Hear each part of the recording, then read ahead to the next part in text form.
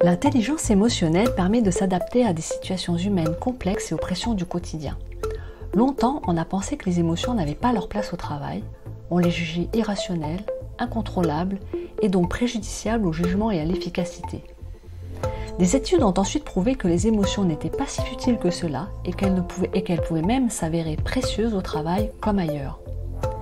Écouter ces émotions n'est pas uniquement une question de bien-être personnel. Savoir les prendre en compte devient un atout indispensable et c'est même devenu une compétence recherchée de leadership et qui a maintenant un nom bien connu, l'intelligence émotionnelle. Dans ce nouvel épisode de Cœur de leader, nous allons évoquer cette large thématique par le prisme de questions. Quelle est l'utilité des émotions? Pourquoi s'en servir et comment les exprimer de façon appropriée au travail? Et enfin, comment l'intelligence émotionnelle peut nous permettre d'avoir encore plus d'impact en tant que leader? Cœur de leader, c'est pour toi, dirigeant, manager ou entrepreneuse qui veut développer ton leadership pour toucher la performance avec ton cœur. Chaque épisode, tu trouveras des analyses, des clés, des interviews qui vont t'aider à amener ton leadership à un niveau supérieur sans perdre ton humanité.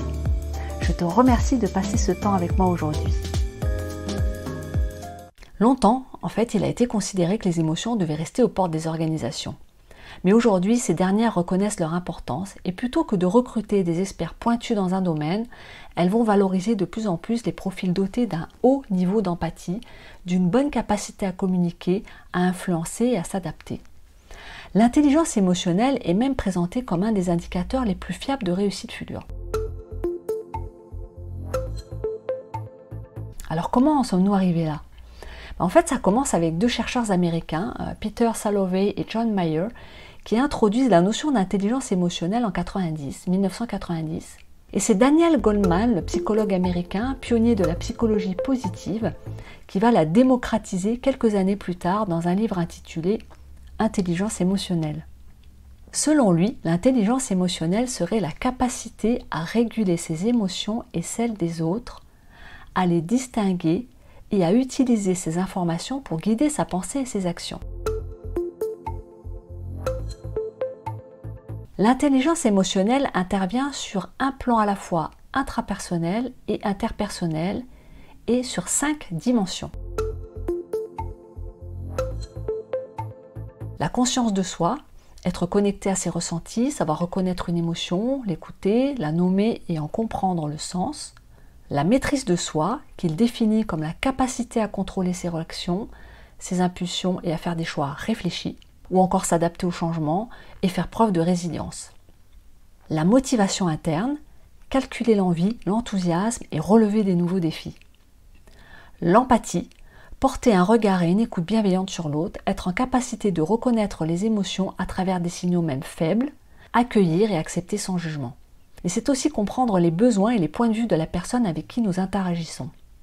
Et enfin, l'interaction sociale, c'est développer son leadership, dialoguer, communiquer. Mais c'est aussi bâtir des relations solides, de confiance, soutenir les autres dans leur développement. Développer son intelligence émotionnelle n'a pas pour finalité de contrôler ses émotions. On va parler ici d'ouvrir notre cœur à nos émotions, de leur faire une place pour éviter d'avoir le sentiment en fait qu'elles nous contrôlent. Une intelligence émotionnelle développée va nous permettre de mieux vivre nos émotions sans les étouffer. Elle nous donne un avantage en considérant l'émotion comme un message plutôt que comme un inconfort, ce qui devient un avantage pour la motivation et pour les compétences sociales. Alors quels sont les bénéfices d'une bonne intelligence émotionnelle? L'intelligence émotionnelle c'est aujourd'hui présentée comme une des clés du succès, notamment parmi les compétences managériales, on va dire minimum ou obligatoires. D'après Daniel Goleman, notre niveau d'intelligence émotionnelle explique en grande partie notre performance au travail. Et selon lui, une personne avec une intelligence émotionnelle pourrait même surperformer par rapport à une personne ayant un QI plus élevé, mais une intelligence émotionnelle moindre. Sur le plan individuel, laisser de la place aux émotions permet de mieux vivre au quotidien. Ça va améliorer notre gestion du stress, notre créativité, notre attention. Ça va permettre d'améliorer notre résolution de problèmes et ça va augmenter notre audace. Écouter nos émotions nous aide à mieux nous connaître et à aligner nos valeurs à nos actes. L'intelligence émotionnelle favorise aussi notre bien-être et la confiance en nous. Avoir une intelligence émotionnelle élevée va nous aider à faire face aux transformations et nous sommes ainsi plus résilients. Sur le plan collectif, elle nous aide à entretenir des relations plus authentiques avec nos collègues et nos partenaires de travail. Nous communiquons mieux, ce qui va favoriser la collaboration et la cohésion. Une approche centrée sur la reconnaissance des ressentis de l'autre permet de comprendre que les tensions viennent de la contradiction entre ses besoins et les nôtres. Une émotion, finalement, elle va exprimer un besoin. Et quand on a conscience de ça, ça nous permet, tout en gardant de la distance, de désamorcer les tensions sans les éviter pour autant. Ça va nous permettre d'accepter d'avoir des différends et du coup d'avoir des débats plus constructifs. C'est ce que Adam Grant appelle les conflits opérationnels qui ne dérivent pas en conflits personnels. Avoir des différends est inévitable dans une relation, c'est dans la nature des relations humaines. Ce qui va faire la différence, c'est la façon dont nous allons vivre ces conflits intérieurement et comment nous allons préserver la relation malgré les différends. C'est alors qu'exprimer nos émotions de façon appropriée nous amène à plus de compréhension et d'acceptation pour notre interlocuteur. Être à l'écoute des émotions des autres nous permet aussi de capter leurs humeurs et leurs attentes et d'apprendre à choisir par exemple le bon moment pour aborder un sujet délicat ou encore poser une question. Je pense que vous avez aussi connu cette interrogation, est-ce que c'est le bon moment pour demander une augmentation, relancer un projet, pour parler à nos équipes, pour faire une annonce ? Alors comment l'intelligence émotionnelle peut servir notre leadership ? La volonté toujours plus forte de déshumaniser les organisations et les relations professionnelles ont eu pour effet de produire de la souffrance, du mal-être et du désengagement au travail. Nous avons tous entendu un jour quelqu'un exprimer l'opinion que les émotions n'ont pas leur place au travail et qu'elles sont nuisibles à la bonne prise de décision. Et nous, les leaders de cœur, nous voulons changer ça. Parce que oui, remettre les émotions à leur juste place dans les relations professionnelles est une façon de modifier ce paradigme qu'elles sont une entrave à la bonne marche du business. Et c'est là qu'entre en scène Antonio Damasio, professeur de neurosciences à l'Université de Californie du Sud à Los Angeles. Il travaille sur la place des émotions dans notre prise de décision. Il rappelle ainsi les nombreuses interactions entre le cœur et la raison, réfutant le dualisme cartésien, empruntant à Spinoza ses concepts pour définir une nouvelle neurobiologie du sentiment et du comportement social. La question majeure à laquelle il tente de répondre est comment utilisons-nous nos émotions pour être et devenir ce que l'on est ? Alors je vais vous citer un passage de son livre, en fait c'est un passage de l'introduction de son livre intitulé « L'erreur de Descartes, la raison des émotions » où il a exposé sa théorie. Il y fait référence au célèbre cas du 19e siècle, Phineas Cage, dont le comportement a pour la première fois mis en évidence le rapport existant entre une perturbation du raisonnement et une lésion cérébrale impliquant les émotions. Il évoque aussi le cas qu'on appelle le cas Elliott, qui est un cas similaire qui va lui servir aussi de base pour développer sa théorie.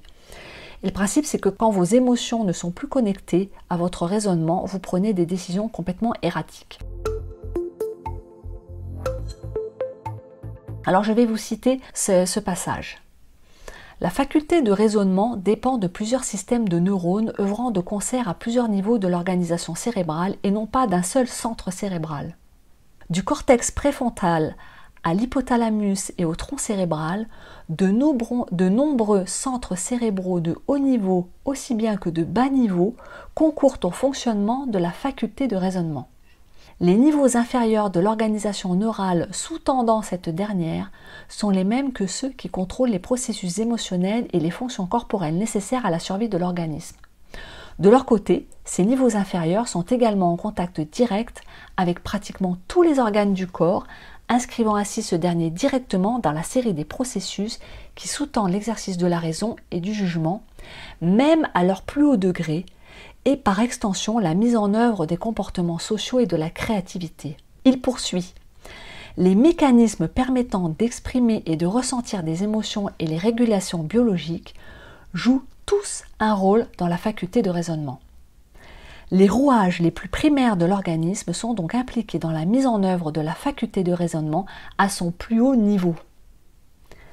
Voilà, si vous ne le saviez pas, maintenant vous êtes au courant que les recherches en neurosciences confirment l'hypothèse d'une interrelation entre les systèmes de régulation corporelle et émotionnelle avec les processus de prise de décision. Ça veut dire que raison et émotion vont ensemble. Partant de ce constat, l'intelligence émotionnelle commence à prendre tout son intérêt.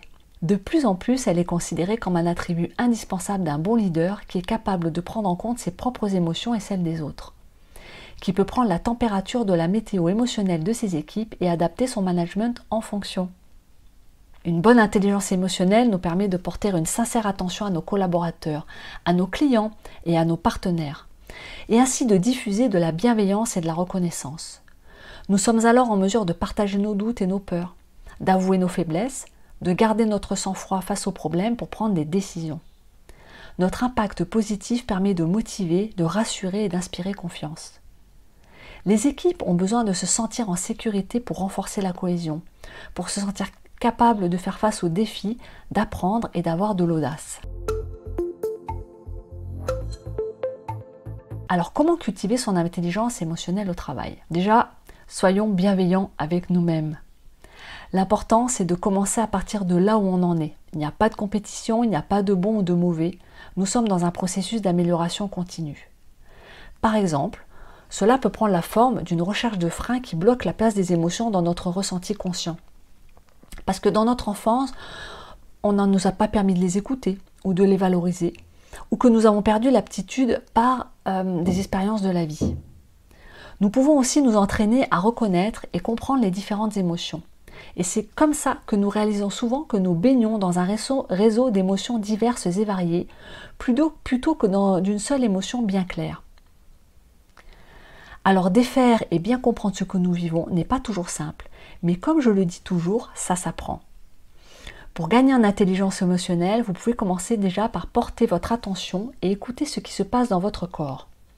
Le cœur qui bat plus vite, la respiration qui s'accélère, l'envie de bouger. Moi, j'ai un petit truc pour vous que j'utilise. Quand je lis un livre, je m'arrête de lire et j'observe quel est mon état intérieur. Et vous allez être surpris de constater que nous ressentons beaucoup plus d'émotions subtiles que nous le pensons. Ces émotions subtiles sont la base de notre état émotionnel latent. C'est ce que j'appelle l'état émotionnel latent. C'est l'état presque inconscient dans lequel vous êtes. Et cet état émotionnel peut être déclenché par des événements extérieurs. Ils vont les renforcer. Mais si vous n'êtes pas conscient de votre état émotionnel latent, eh bien, vous n'allez pas comprendre pourquoi tel événement va devenir anxiogène, stressant ou au contraire décupler votre joie. Lorsque vous êtes en joie, si vous avez un élément stressant ou négatif qui arrive, eh bien, il ne va pas déclencher une augmentation de votre émotion, mais il va la balancer. Si en revanche, vous savez que vous êtes déjà dans un état émotionnel de stress, vous savez que si un événement stressant arrive, il va avoir tendance à déclencher un état émotionnel plus fort. Vous pouvez également observer ce qui se passe dans votre tête, les pensées qui envahissent votre espace cognitif. Nous pouvons aussi nous procurer des listes d'émotions existantes et qui permettent d'acquérir un vocabulaire plus pointu pour mettre des mots précis sur elles. Vous allez être surpris en regardant les listes d'émotions de la subtilité de nos états émotionnels et de pouvoir mettre des mots dessus, ça fait beaucoup de bien. Une des autres choses que vous pouvez faire, c'est de vous concentrer sur votre respiration pour faire un check de votre état interne. Quelques dizaines de secondes suffit juste de fermer les yeux et d'écouter votre respiration. Est-ce qu'elle est saccadée? Est-ce que vous êtes en apnée? Pour aller plus loin, vous pouvez pratiquer l'écoute active qui va aider à développer l'empathie et à vous tourner vers l'autre. Vous pouvez également vous inspirer de la communication non violente pour apprendre à ne pas juger et à exprimer vos émotions de manière assertive, c'est-à-dire sans dégrader la relation. Et puis enfin, vous pouvez vous faire accompagner par un professionnel des thérapies cognitives et comportementales si c'est un problème pour vous, ou du coaching pour mettre en pratique des techniques, des outils et des méthodes adaptées à votre réalité. Pour résumer, longtemps les émotions ont été exclues à tort par le monde du travail. Contrairement aux idées reçues, l'émotion et la raison vont ensemble. Une personne qui n'a pas d'émotion prend des mauvaises décisions. L'intelligence émotionnelle est une compétence indispensable de leadership, mais aussi dans votre vie personnelle pour réussir vos défis. Les organisations qui n'auront pas investi dans le développement de l'intelligence émotionnelle de leurs managers auront beaucoup de mal à créer un leadership conscient et de cœur, un climat stimulant d'intelligence collective favorable à l'expression de la créativité et de l'innovation. Donc ne perdez pas de temps et engagez-vous dans cette voie pour le meilleur, tant sur le plan humain que sur celui de la performance. Alors toi qui veux développer ton leadership pour toucher la performance avec ton cœur, on se retrouve la semaine prochaine.